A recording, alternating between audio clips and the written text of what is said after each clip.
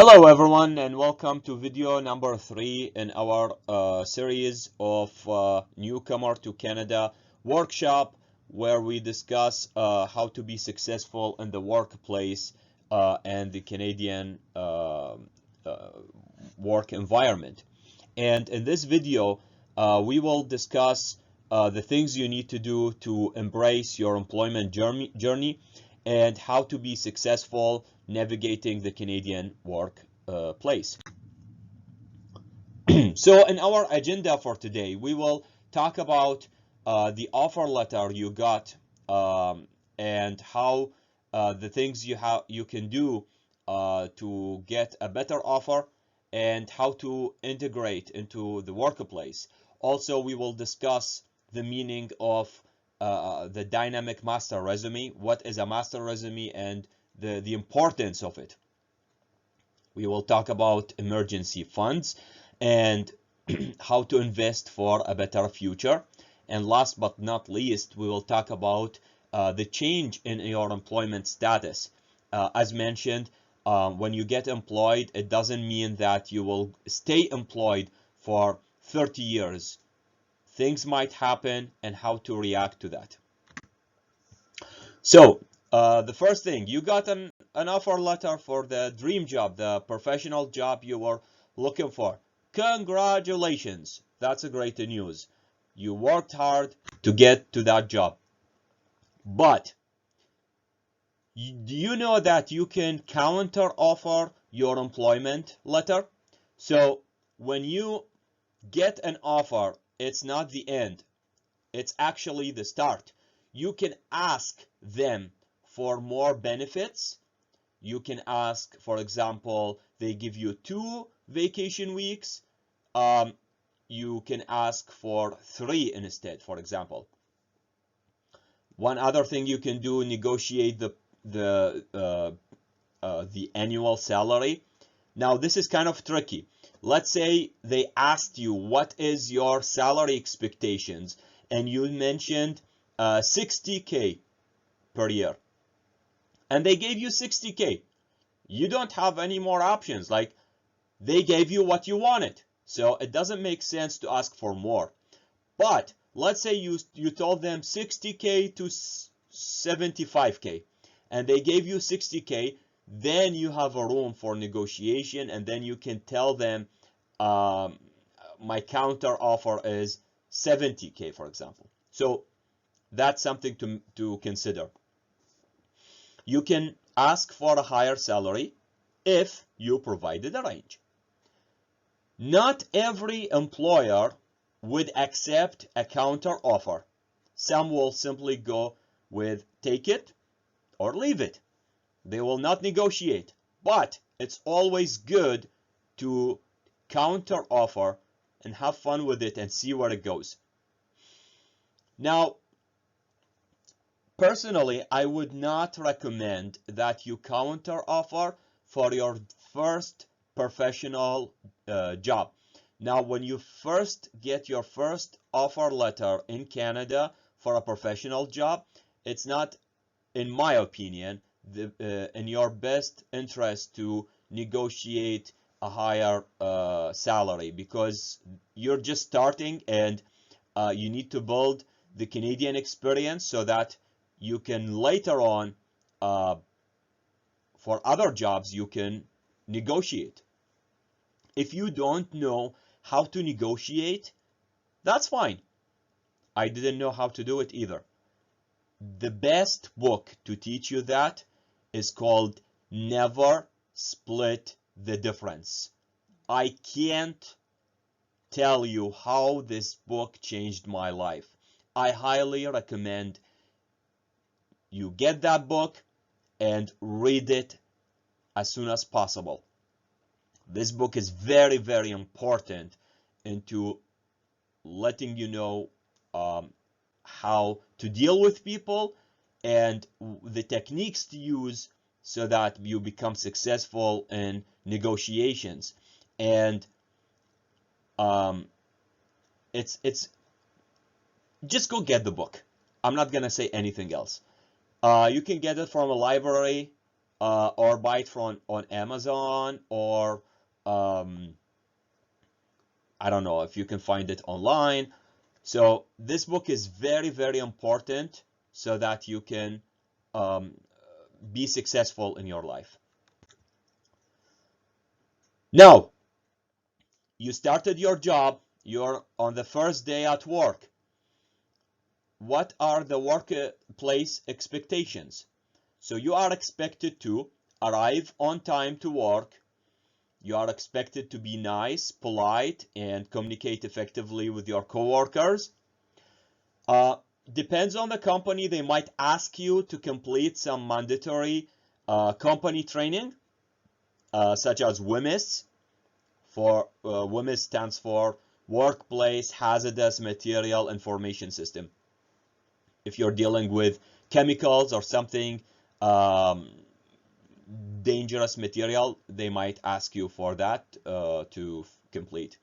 Also, you need to learn the basic, the dress code of the company. So let's say the dress code is to have black pants. That's the standard for everyone, let's say. You can discuss this with your manager, see what they tell you. And when it comes to PPE, personal protection equipment, usually the company pays for it. So whatever is required, let's say a reflective vest, hard hat, eye goggles, boots like work boots, these kind of things the company pay for, and they would gladly pay for it. Don't think about, oh, this is something I feel uncomfortable, they are gonna pay for, or they may not. No, they will pay for it for two reasons. First, they are being audited by the government, and you are obligated to wear PPE. So if you are not paying for PPE, then your employer must provide you with it.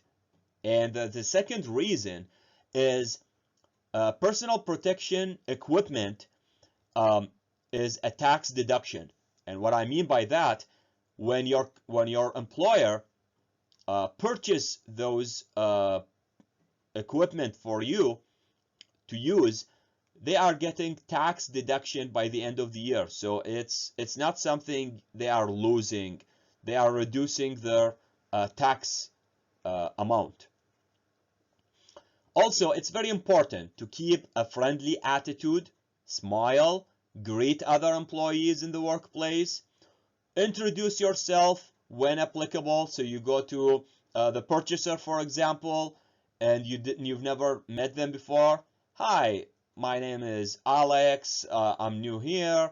I just started. I work in quality department. Nice meeting you. Something simple like that. Another thing to mention, your coworkers are not your friends.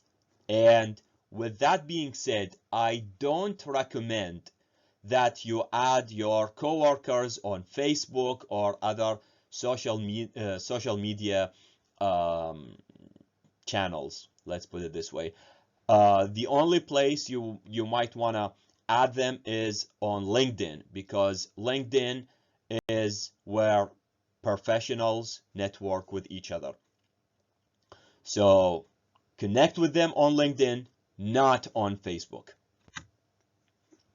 All right, leverage your strengths. So you learned a lot of skills, and these skills came from the years, from your education, from your life experience, anything you learned. Now it's the time to put these skills to action, because you are a valuable asset for the company. And that's the expectation. They expect that you help them to be successful. So discuss any ideas you have, your suggestions with your manager into your weekly meeting or monthly, whatever it is. Areas to improve the work. show how you are interested and how you are adding value.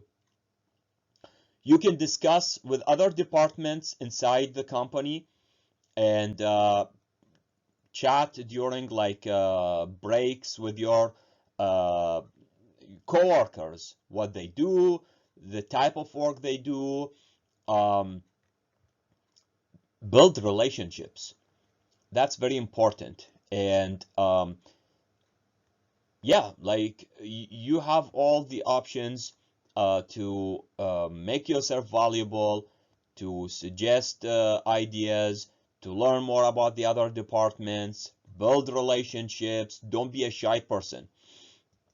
If the company has a health and safety committee, I highly recommend joining them. If they have sustainability committee, I highly recommend joining them. That's your portal to meeting more people from all around, and also to build more relationships. And remember, people leave jobs for different reasons. So they might leave that particular job and go somewhere else. And when they do that, then they would you would keep these relationships, stay in touch, and you never know where it's gonna take you. Also, volunteer to do extra work inside the company if only if that teach you extra skills. So let's say you are at work and you see an opportunity. Let me give you a personal example. When I worked in aerospace, I noticed that the company had their safety data sheets scattered all over the place. And there is an opportunity to make a nice binder with online backup version of it, to put all the information in one place so that the employees can access it. And that's what I offered to the management. And they said that would be great. They liked the idea. So I started managing those data sheets, updating them, printing whatever missing, and creating one big binder for the data sheets. And I gained that skill.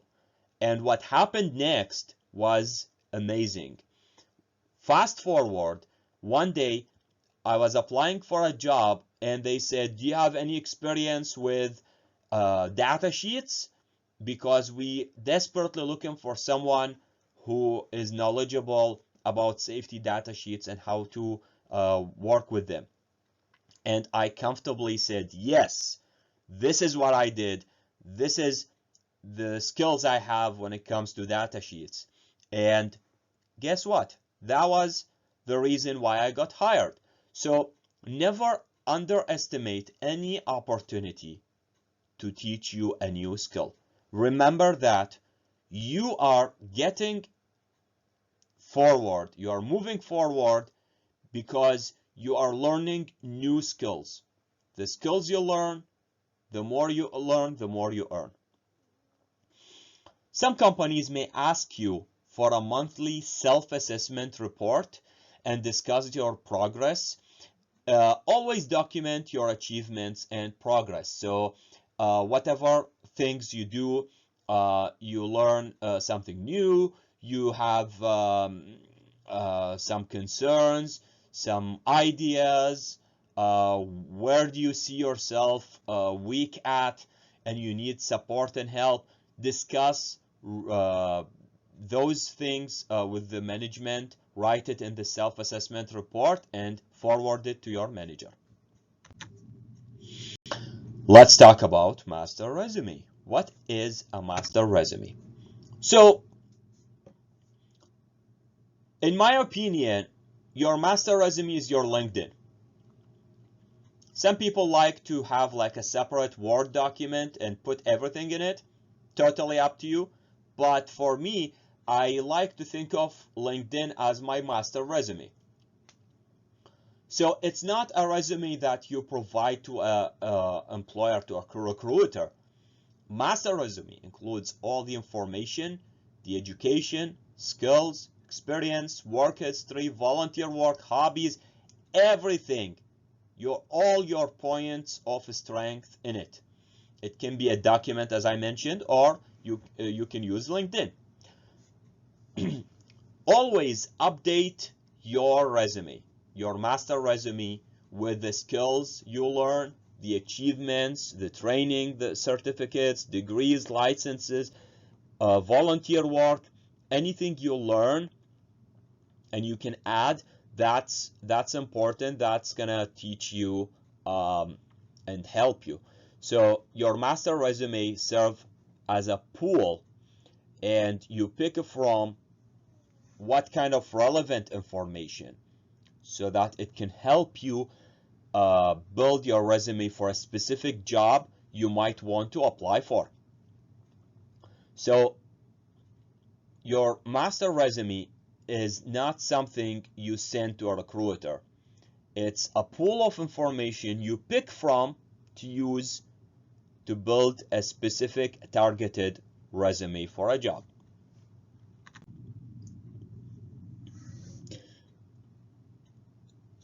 Let's talk about financial resilience.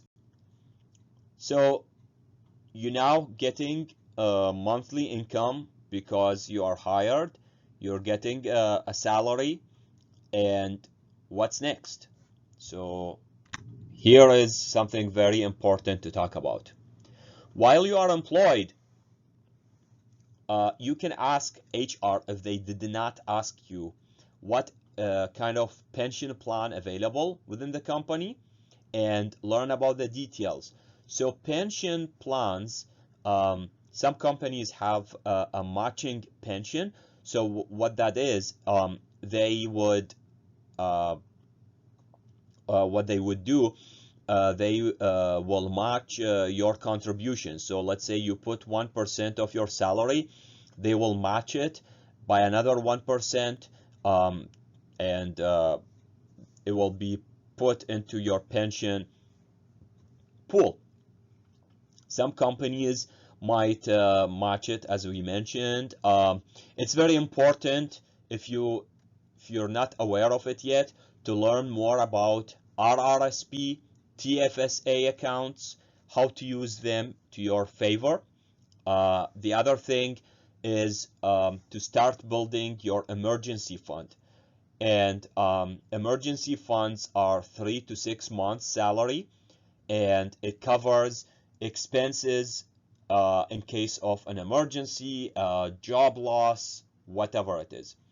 The other thing I would recommend is to apply for a personal line of credit as another way to defend yourself in case of a crisis or emergency, as getting a big emergency fund might not be applicable all the time, but it might be easier to get a line of credit.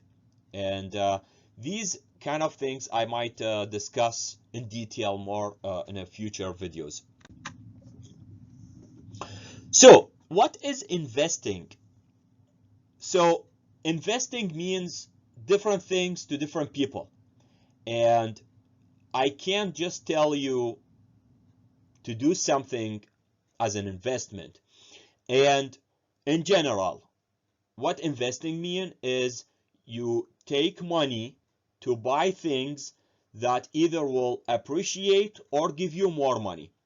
So putting your money to work for you and generate returns or profits in the future. So there are so many different investing vehicles, and the way I say it, investing vehicles, because you want to go from point A to point B. You might take a plane, car, a ferry. There are several ways, but the point is you want to reach to a certain to point B from A to B, and the way you make that is by using a vehicle.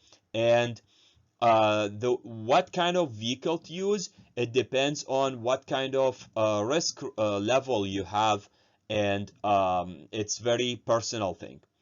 So there are financial advisors that they work for banks. There are who work independently for wealth management firms. They might have different strategies for investing and to achieve your goals. This kind of details are not covered into this video for today. So let's talk about adapting to changes in your employment, because as I mentioned, you may not be employed for 30 years. Things can happen. So you might lose your job. There might be some layoffs. In Canada, for example, being hired does not guarantee work for life. And you might be hired today. Tomorrow they might tell you we're sorry, and they let you go. There are no strings attached. You can be let go for any reason.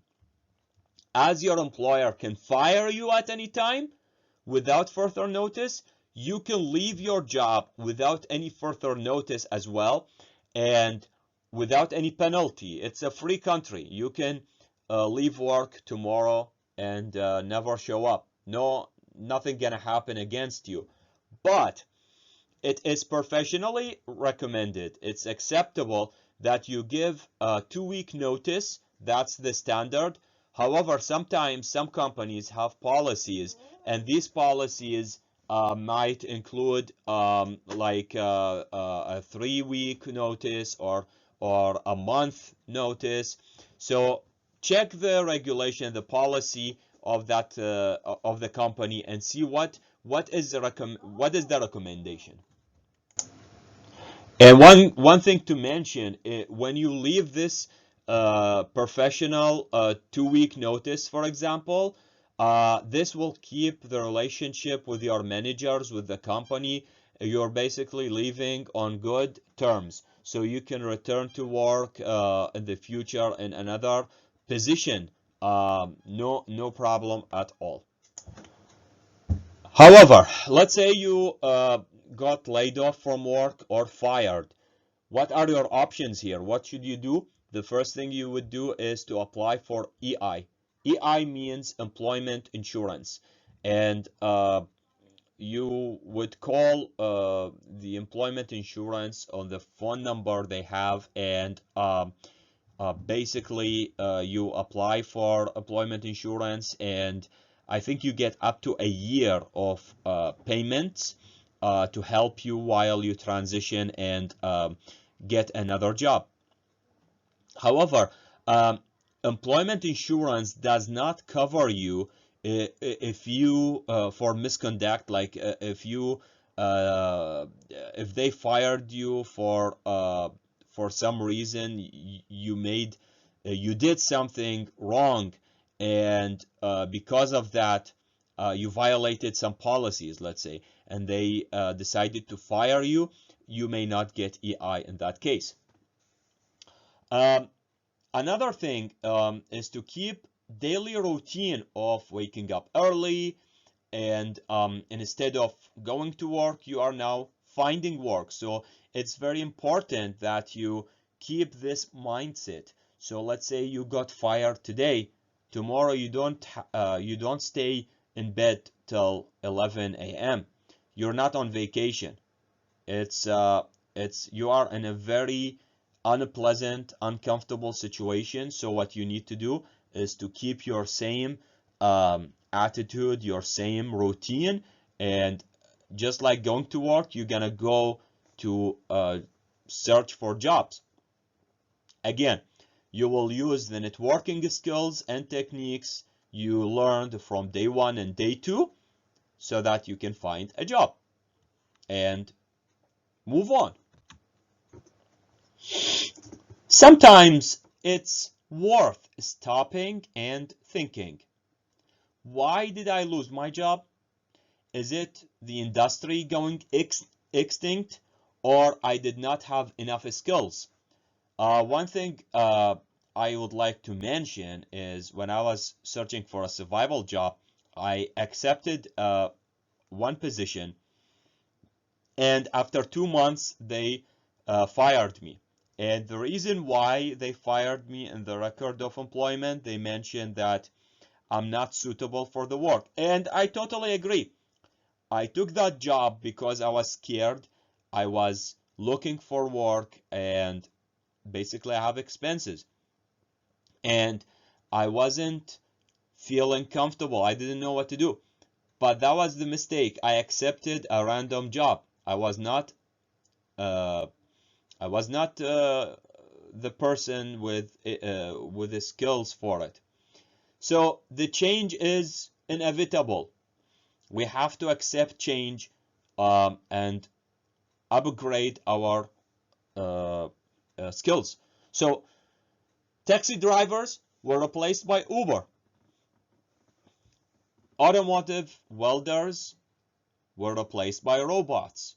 Cashiers are now replaced by self-checkouts, and so on. It's very important to adapt and change instead of resisting it. It's not gonna help you to resist. So if that's the case, you cannot find a job because the industry is vanishing, it's time to find a second career. Ask yourself, what can you do? What the world need?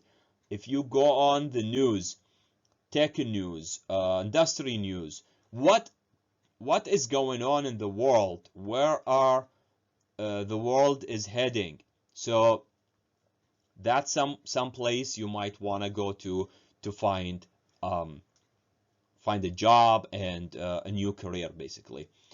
What I would say, consult with Skills for Change, YMCA, employment, any other employment services available in your area, and help and ask them to help you to decide what a second career path might be suitable for you.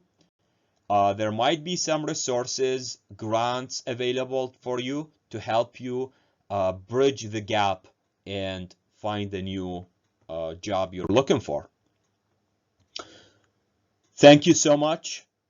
If you finish day 1, day 2, and day 3, and you reached this point, I hope that you learned something useful from my videos, and I am quite sure you learned a lot and you are committed to your success. And with that being said, I wish you all the best in your job search and job success journey. And if you have any questions, please don't hesitate to reach out, comment below in this video. Feel free to subscribe and like the video. I will make sure to add more content to help you be successful. And don't forget to connect with me on LinkedIn. Let's stay in touch and wish you all the best. Thank you.